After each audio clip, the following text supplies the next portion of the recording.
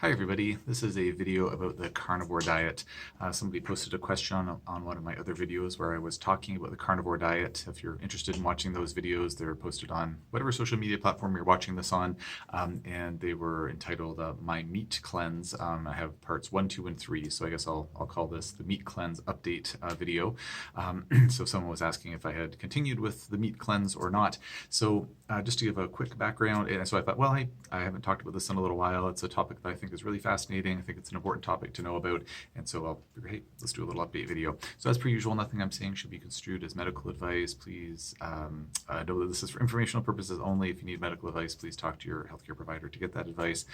This video is in no way saying that anyone listening should or should not go on a carnivore diet / do a meat cleanse. Definitely something you want to talk to your healthcare provider about, because it's definitely not a one-size-fits-all for everybody. And Anyways, I'll leave that disclaimer there.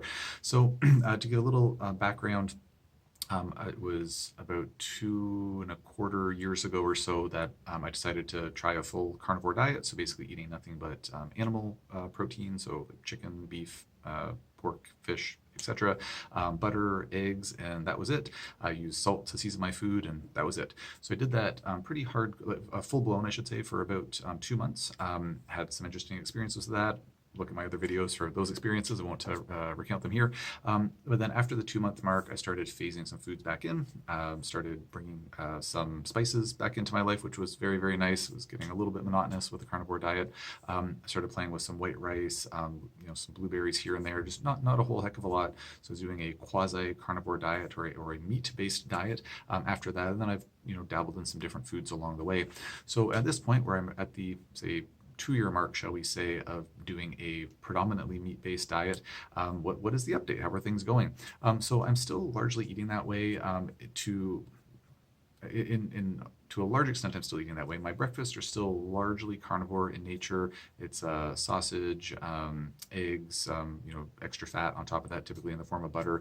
Now, my wonderful wife, she has started making gluten-free sourdough bread. It's amazingly good, and I have been bringing more carbs into my diet, in part because the sourdough bread is so good, but also in part because I've just modified my exercise regimen. I'm doing more resistance training, putting on more muscle mass. I do Brazilian Jiu-Jitsu and started doing training in some Muay Thai, which is Thai kickboxing. I'm mostly training with guys who are half my age, so I realized I need to bring as much advantage to the table as I can, because I can't compete with their youth, but hopefully if I have bigger, stronger muscles, that will help. So because I have been doing more resistance training, I've just been a lot hungrier, and the carbs have been really helpful. So if I wasn't doing that, I would still be doing a largely meat-based diet, but I have been bringing in some of this delicious gluten-free sourdough bread, so eating a couple of small pieces of that in the morning.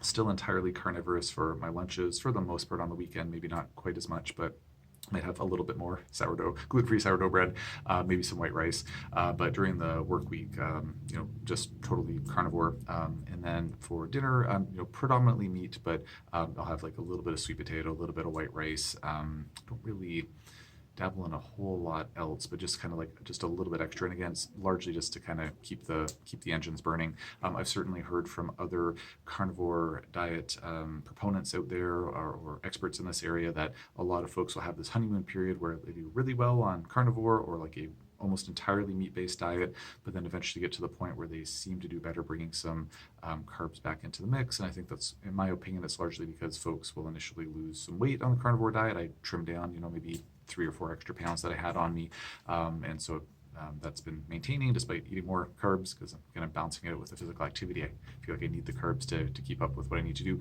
I have thought about just eating more protein in lieu of eating more carbs, and I do that once in a while, but I find that I just seem to feel better.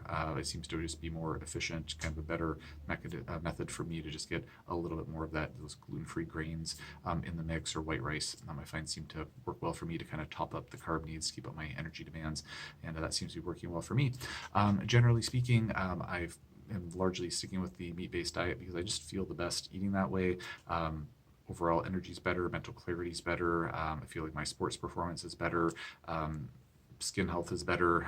It had some little tiny, tiny niggling things here and there that might come up from time to time, like a little patch of eczema here, or I don't know, not really much else than that. I was already pretty healthy going into the carnivore diet, thankfully. But yeah, I just feel like it just keeps me in the best shape possible. So on a number of levels, health-wise, and in terms of physical performance and all of that too. So I'm still plugging away with it, and I plan to keep on doing it until such a time that I feel not as well, and then maybe I'll bring in some other foods. Now I will mention that I am regularly eating organ meats, so I'm eating some liver, eating some kidney, heart. So I have those on a regular basis almost every day, not in huge quantities, but I do bring those into the mix to help diversify my nutrient portfolio. And then I do also take the mitochondrial support supplement that I talk about all the time.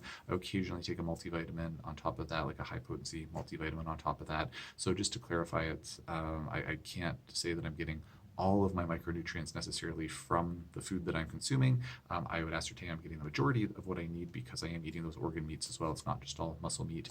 Plus, of course, I'm going to be getting some other nutrients from eating those non-plant foods like sweet potato and a little bit from white rice and things like that. Oh my gosh, 6 minutes already. Video is getting way too long. I will leave it there for now. If anybody has any questions about the carnivore diet, please post them in the comment section below. If you have dabbled in the carnivore diet or a meat-based diet, I would love to hear about your experiences. So if you don't mind posting in the comment section below, I'd like to hear any feedback that you have. Did it help? Did it hinder you? Again, as I said at the start of the video, it's definitely not for everybody. I have some patients where they've done great with it, some where it has definitely not been a good choice. So I'd be curious to hear what other folks have to say about it. And I will leave it there for now.